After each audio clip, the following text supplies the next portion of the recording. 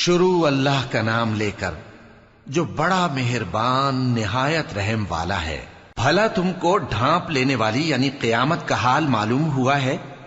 اس روز بہت سے چہرے یعنی لوگ ذلیل ہوں گے، سخت محنت کرنے والے تھکے ماندے دہکتی آگ میں داخل ہوں گے۔ ان کو ایک کھولتے ہوئے چشمے کا پانی پلایا جائے گا، ایک سخت خاردار جھاڑی کے سوا ان کے لیے کوئی کھانا نہیں ہوگا جو نہ مفید غذا بنے اور نہ بھوک میں کچھ کام آئے۔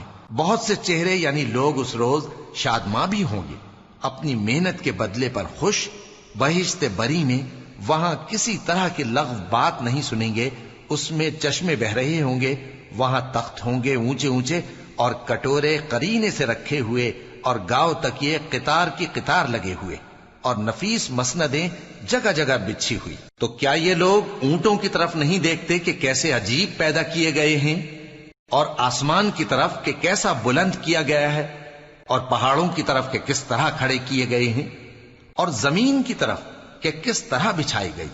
پس اے نبی صلی اللہ علیہ وآلہ وسلم، تم تو نصیحت کرتے رہو کہ تم نصیحت کرنے والے ہی ہو، تم ان پر داروغہ نہیں ہو۔